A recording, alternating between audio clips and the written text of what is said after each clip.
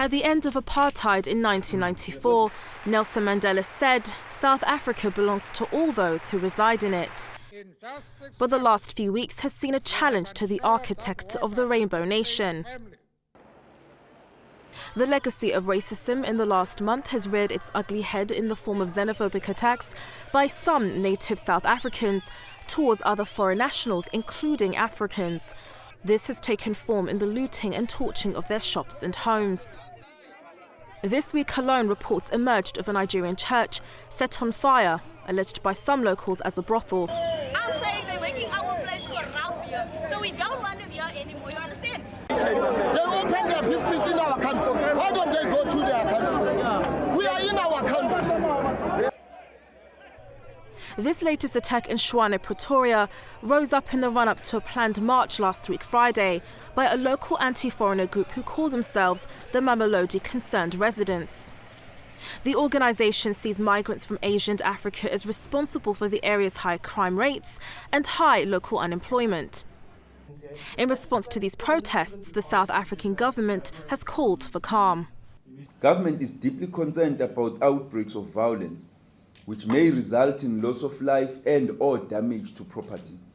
This is why Cabinet has firmly pronounced on this matter and has expressed full support to ourselves and the Justice, Crime Prevention and Security Cluster to move speedily in resolving these issues to the satisfaction of communities.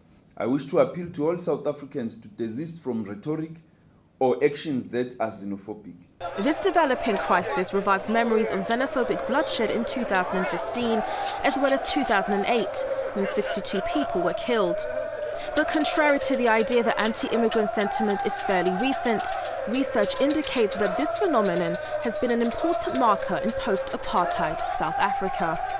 A survey conducted in 1998 found that 87% of South Africans felt that the country was letting in too many foreigners.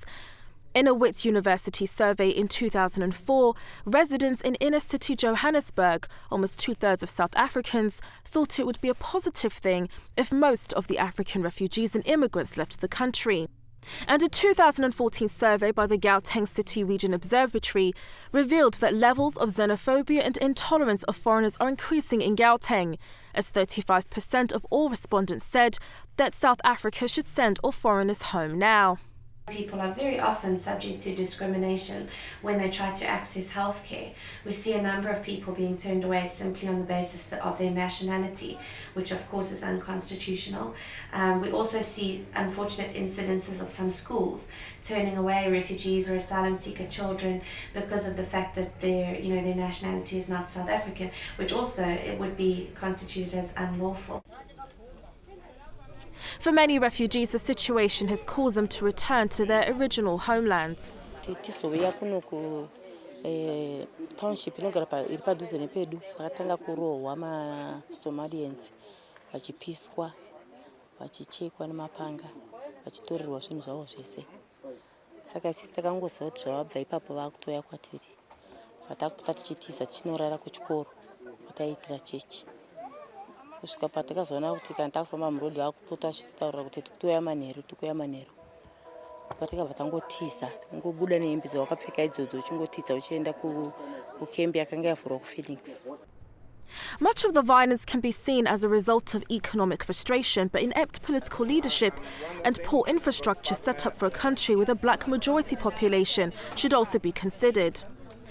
In 2015, President Jacob Zuma promised to tackle the country's growing xenophobia, meeting with leaders representing foreign nationals from within Africa, Pakistan and Bangladesh. Yet little progress has been made. Undoubtedly, South Africa's reputation as an exemplary country arisen from racist and colonialist underpinnings is at stake. And more so in geopolitical terms, with Nigeria, the continent's other economic powerhouse. The Nigerian government has already called on the African Union to intervene following the attacks, but for many foreign nationals, South Africa doesn't seem like home just yet. Adama Munu, The Report.